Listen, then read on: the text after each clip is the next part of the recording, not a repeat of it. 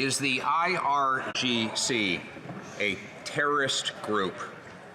Yes or no? The Right Honourable Prime Minister. Mr. Speaker, we have recognized that Iran is a state sponsor of terrorism. We continue to move forward in holding the IRGC to account, including by putting sanctions on some of the number of their top leaders to ensure that they cannot take safe haven or buy property in Canada. We will continue to hold this bloodthirsty regime to account as young Iranians and the people around the world stand with them in defense of their fundamental rights and freedoms. And the Leader of the Opposition. We don't need drama.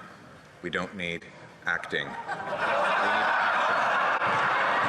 action. This group killed 55 Canadian citizens whose only crime was to get on a plane whereafter they were shot out of the sky by a terrorist organization that can still legally operate in Canada because the Prime Minister has not put them on the list of terrorists. So again, yes or no? Is the IRGC a terrorist organization? Yes or no? Yeah. The Right Honourable Prime Minister.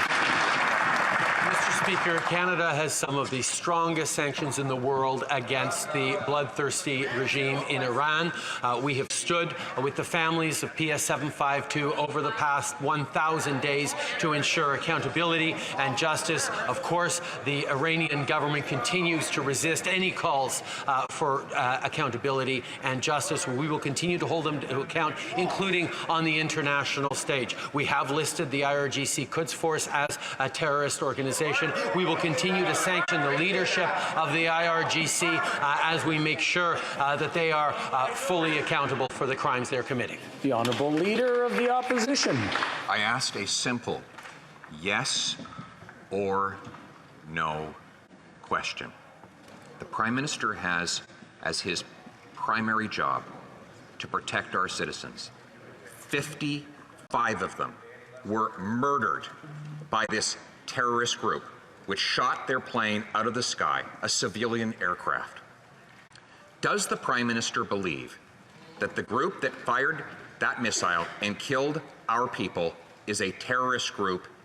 Yes or no? Yes. The Right Honourable Prime Minister. Mr. Speaker, we have listed we have recognized that Iran is a state sponsor of terrorism. We have seen listed the IRGC Quds Force. We have just recently moved forward with strengthened sanctions against IRGC leadership to ensure that they cannot find safe haven in Canada. But I will also say, having sat with families of the PS 752 victims, it was not just 55 Canadian citizens. There was close to 150 or more people on their way to Canada, permanent residents, students, who we also grieve for every single day and who we stand with as we hold this Iranian government to account, and will continue to. The Honourable Leader of the Opposition. I asked a simple yes or no question. The Prime Minister has had 1,001 days to think about the answer. His officials informed him that this group murdered our citizens.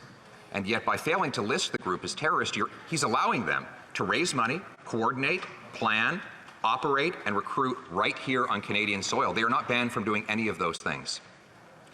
One last time. Will the Prime Minister show some respect and actually answer a question? Is this a terrorist group? Yes or no? The Right Honourable Prime Minister. We have clearly identified Iran as a state supporter of terrorism. We have moved forward with strong sanctions against the leadership and the responsible people in the IRGC to prevent them from benefiting from the crimes they commit or purchasing or holding property in Canada. We will continue to stand up in support of the Iranian people who are so bravely contesting and protesting against this bloodthirsty regime. The young women who are waving their hijabs in the face of these criminals, the strength that they are showing every single day in standing up for their rights is something that all Canadians stand with together. L'Honorable